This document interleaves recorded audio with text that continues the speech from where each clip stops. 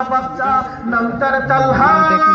তালহা বাবারে বলে, বাবা গো প্রতিদিন নবীর কাছে যাও, তুমি কি নবীর একা ভালোবাসো? আমি ভালোবাসি না, আগামীকাল একা যাইবা না, এখন থেকে প্রতিদিন আমারও তোমার সাথে নবীর দরবারে নিয়ে যাই। এত দামি কথা শোনাইলাম, 12.5 জন লোক সুবহানাল্লাহ বলছে।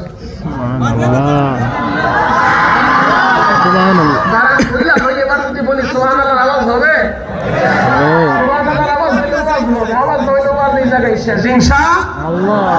তালহা ছোট্ট ছেলে, তালহা বাবার হাত ধরে বলে, বাবা তুমি কি নবীর একা ভালোবাসো? আমি ভালোবাসি না, আগামীকাল থেকে তুমি একা যাইবা না, এখন থেকে নবীর দরবারে গেলে আমারও সাথে করে নিয়ে যাইবা।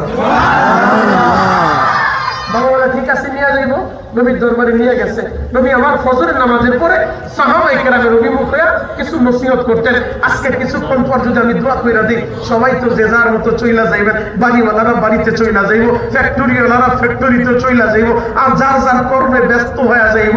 তো তার নবীও বয়ান শেষ করলে সাহাবীরা কর্মে লিপ্ত হয়ে যাইত। নবীর বয়ান শেষ হয়েছে, সবাই রওনা দিতে। ছোট্ট ছেলে তালহা বাবার হাতটা ধইরা মসজিদে নবীর কর্নারে যায়, বলে, বাবা গো তুমি একটু দাঁড়াও, আমি না নবীর দেখা আমার মনটা ভরে না, তুমি একটু দাঁড়াও, আমি নবীর সাথে পার্সোনাল একটা কথা বলে আসবো। আজকে যদি আপনারা এই ছোট্ট ছেলেটা বলে পড়ে বলে, বাবা তুমি একটু দাঁড়াও, আমি মনে নবীর সাথে পার্সোনাল কথা বলবো, আপনি চোখটা বড় বড় কইরা হয়তো বলতে পারেন, বাবা রে হুজুরের সামনে আমারে যাইতে ভয় ভয় লাগে, তুই